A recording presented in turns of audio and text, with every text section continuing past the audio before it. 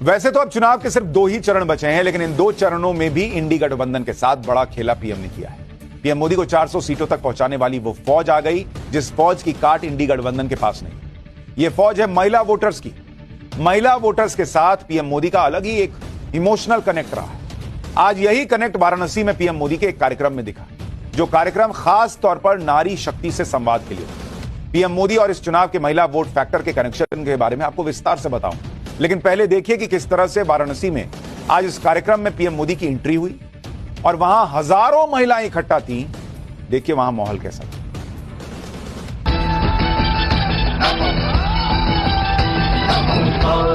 भरो भरो धरा का हित करो करो, पाप से लड़ो लड़ो, आगे तुम बढ़ो बढ़ो।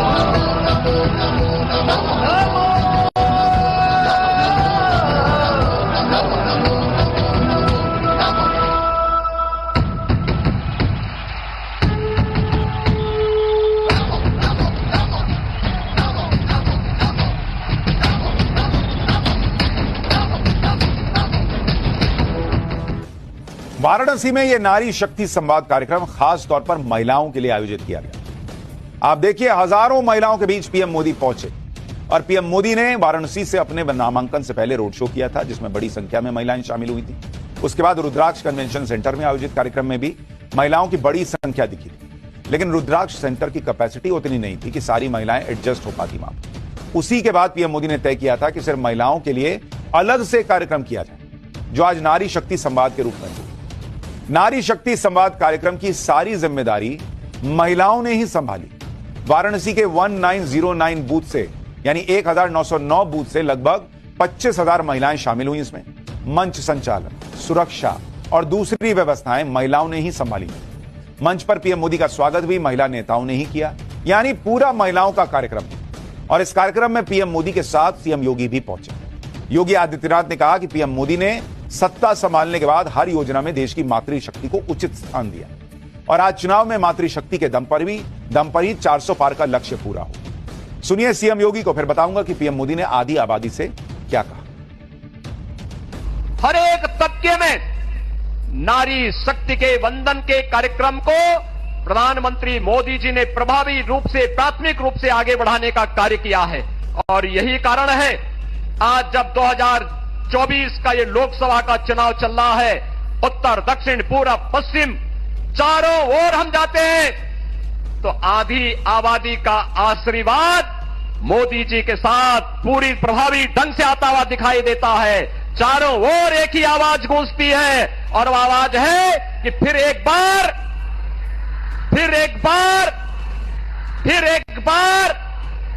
अब की बार।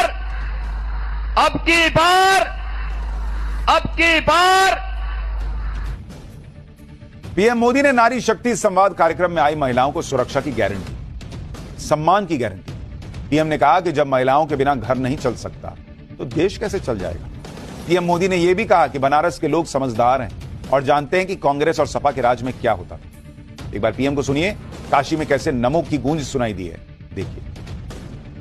आप बताइए, जब घर आपके बिना नहीं चलता तो देश आपके बिना कैसे चल जाता। ये बात 60 वर्षों तक सरकारों को समझ ही नहीं आई।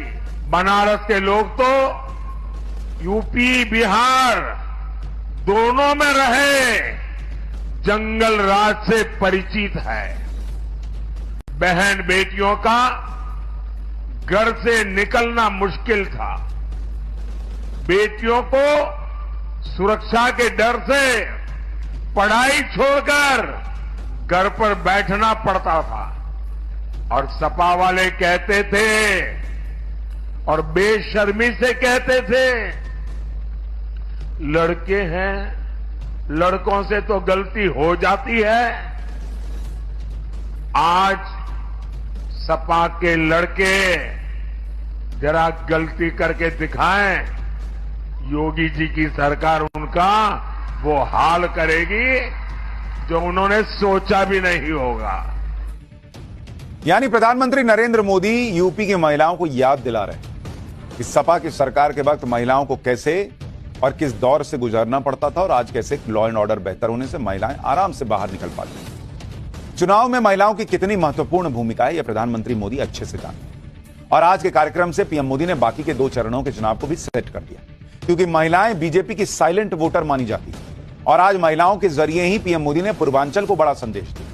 इस कार्यक्रम में आई महिलाएं भी पीएम मोदी से मिलकर बहुत खुश थी। सुनिए वहां जो महिलाएं पहुंची थी वो क्या कह रही, फिर कैसे नरेंद्र मोदी के लिए जो महिला वोट बैंक है वो जबरदस्त भर भर के वोट करता है, वो भी दिखाओ।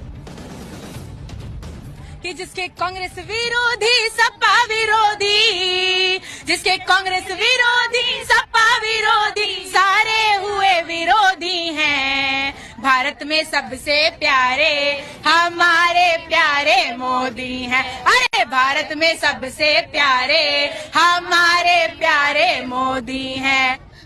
मैं तो कहती हूँ कितनी भी पीढ़ी जन्म ले लेगी तो इतना बड़ा मंदिर नहीं बना पाएगी वो। जो मोदी जी कर दिए ना वो कोई सरकार नहीं कर सकती। पप्पू के फैन नहीं बनना, मोदी के फैन बनना। अरे डिम्पल यादव की मैं बात कर रहा हूँ, प्रियंका गांधी की बात कर रहा हूँ। डिम्पल यादव माता जी चलिए आपके चरण पर पखार लेंगे, पर आप अगर लड़ने आएंगी मोदी जी से तो आपको भी साइड करके हटा देंगे। उनके अंदर यही शक्ति है कि वो अपना परिवार को छोड़कर देश के लिए इतना अपने समर्पित हो गए। रेस देखना है तो कोई यहाँ देखे, मैं तो विपक्ष बुलाती हूँ, आओ देखो। अरे कल भी मोदी आज भी मोदी सारे विरोधी घबराएंगे। भारत में फिर से हमारे हम मोदी जी ही आए। पीएम मोदी के लिए ये क्रेज ऐसे ही नहीं बना है। महिलाओं के लिए पीएम मोदी ने कितना काम किया और कैसे मोदी सरकार में हर क्षेत्र में महिलाओं की भागीदारी बढ़ी है वो आपको बताऊंगा।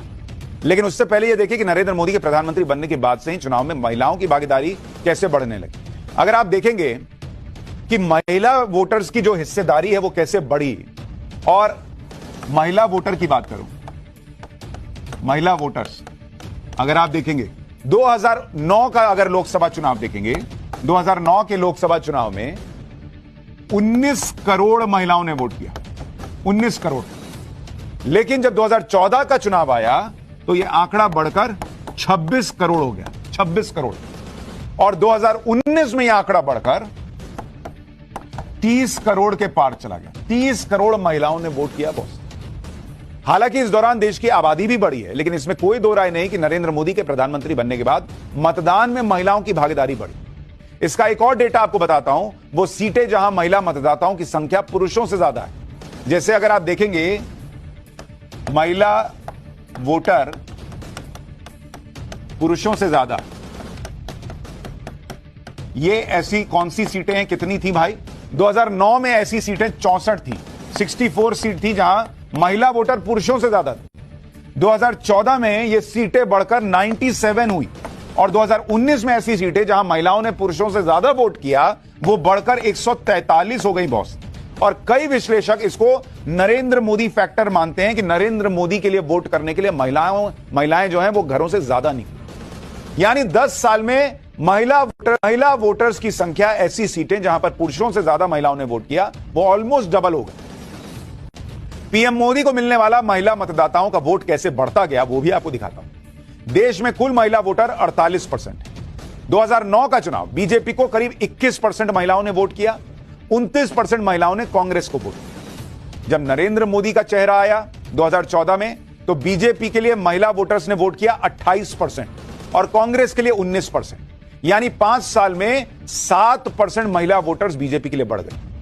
2019 का चुनाव आया तो बीजेपी के लिए वोट करने वाली महिलाओं की संख्या 36% हो गई और कांग्रेस 20% पे ही रही। यानी 10 साल में बीजेपी का महिला वोट बैंक 15% बढ़ चुका है और इसी 10 साल में कांग्रेस का महिला वोट 9% घट गया। अभी जो लोकसभा चुनाव चल रहा है उसमें महिला मतदाताओं की भूमिका के बारे में भी आपको बताता हूं। एसबीआई की रिसर्च के मुताबिक 2019 की तुलना में इस बार लोकसभा चुनाव के पहले 4 चरणों में करीब 94 लाख ज्यादा महिलाओं ने वोट किया है। और इसको भी कई लोग जोड़ के देख रहे हैं कि महिलाएं घरों से ज्यादा निकली हैं, इसका मतलब वो मोदी को ही वोट करके आए हैं। ये है या नहीं है तो 4 जून को पता चलेगा। 2019 की तुलना में इस बार पहले 4 चरणों में करीब 84 लाख ज्यादा पुरुषों ने वोट किया। महिला वोटर्स की संख्या बढ़ने के पीछे उज्ज्वला योजना, मातृ वंदन योजना और पीएम आवास योजना को बड़ी वजह माना जा रहा है। महिला मतदाताओं का रुझान पीएम मोदी की तरफ है तो उसकी वजह भी है। पीएम मोदी की योजनाओं का महिलाओं को किस तरह से लाभ मिला आपको देखना चाहिए। पीएम आवास योजना के तहत अब तक 3 करोड़ घर बने हैं, इसमें से 70% घर महिलाओं के नाम पर। उज्ज्वला योजना के तहत 10 करोड़ 27 लाख महिलाओं को गैस सिलेंडर मिला है।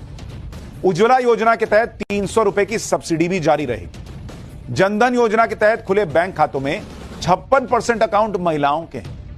यानी महिलाओं को यह दिखता है कि एक ऐसा व्यक्ति आया जो उनको शौचालय भी बना के दे रहा है, ताकि वो जिसे नरेंद्र मोदी इज्जत घर कहते हैं, महिलाओं की इज्जत की बात हो रही है। घर मिल रहा है, 3 तलाक से मुक्ति मिल रही है, सिलेंडर मिल रहा है, राशन तो मिल ही रहा। महिलाओं की प्रगति के लिए पीएम मोदी किस तरह से लगातार काम कर रहे हैं वो लखपति दीदी योजना में भी दिखाई देता है। इस योजना के जरिए महिलाओं को फाइनेंशियल और स्किल डेवलपमेंट की ट्रेनिंग दी जाती है। योजना का लाभ लेने के लिए महिलाओं का सेल्फ हेल्प ग्रुप से जुड़ा होना जरूरी है। देश में करीब 83 लाख सेल्फ हेल्प ग्रुप काम कर रहे हैं। महिलाओं को योजना के तहत कई तरह के स्किल सिखाए जाते हैं। एलईडी बल्ब बनाने से लेकर ड्रोन तक की ट्रेनिंग महिलाओं को दी जाती है। वर्कशॉप के जरिए business plan, marketing, budget, saving और इन्वेस्टमेंट के बारे में बताया जाता है। Digital banking service, mobile wallet और फोन बैंकिंग की जानकारी दी जाती है। उसके बाद महिलाओं को अपना बिजनेस शुरू करने के लिए 1 से 5 लाख रुपए की आर्थिक मदद दी जाती है। यानी महिलाओं को सशक्त बनाने के लिए प्रधानमंत्री मोदी के आने के बाद से 10 साल में जबरदस्त काम हुआ है और इसीलिए महिलाएं निकलती हैं और नरेंद्र मोदी को वोट देकर चली आती हैं चुपचाप। एक तरफ तो महिलाओं के लिए, गरीबों के लिए, आम आदमी के लिए पीएम मोदी के 10 साल के कामों का यह रिकॉर्ड है। दूसरी तरफ विपक्ष ये माहौल बनाता रहता है कि पीएम मोदी तो धर्म के नाम पर वोट मांग रहे हैं, विकास की तो बात ही नहीं कर रहे हैं, गरीब पिछड़ों की बात नहीं कर रहे, नरेंद्र मोदी सिर्फ हिंदू मुसलमान के मुद्दे पर वोट मांग रहे हैं, यही आरोप लगाते हैं। लेकिन इसकी सच्चाई भी क्या है वो आपको दिखाता हूं। 17 मार्च से 15 मई के बीच पीएम मोदी ने जितने भाषण दिए उनकी एक रिसर्च हुई। इसमें पता चला कि पीएम मोदी के 111 भाषण हुए, जिसमें उन्होंने मोटे तौर पर 21 मुद्दे उठाए। भाषण में 21 मुद्दों का जिक्र 655 बार किया गया। इसमें विकास और योजनाओं का जिक्र 133 बार है, यानी 20% से ज्यादा बार इन भाषणों में अपने काम गिनाए हैं नरेंद्र मोदी ने। मोदी की गारंटी, विश्वगुरु, भ्रष्टाचार, इनका जिक्र 120 बार, यानी 18% से भी ज्यादा। गरीब पिछड़ों का मुद्दा 112 बार, यानी 17% बार इसका जिक्र हुआ है। हिंदू मुस्लिम का जिक्र मात्र 60 बार हुआ है, यानी मात्र 9%। यानी विपक्ष जो माहौल बना रहा है कि पीएम मोदी हिंदू मुस्लिम के मुद्दे पर वोट मांगते हैं, उसका जिक्र पीएम मोदी के भाषण में सबसे कम है। और पीएम मोदी खुद कह चुके हैं कि वो हिंदू मुस्लिम की राजनीति नहीं करते, बल्कि मुस्लिम मुस्लिम करने वाले जो है ना उनकी पोल खोलते हैं और इसके जरिए विपक्ष को छिपा एजेंडा है उसको जनता के सामने रखते हैं। यानी नरेंद्र मोदी को लेकर जो माहौल है वो तो है ही, लेकिन महिला वोटर्स ऐसा माना जा रहा है कि इस बार भी नरेंद्र मोदी के समर्थन में बढ़ चढ़कर बाहर आ रहे हैं।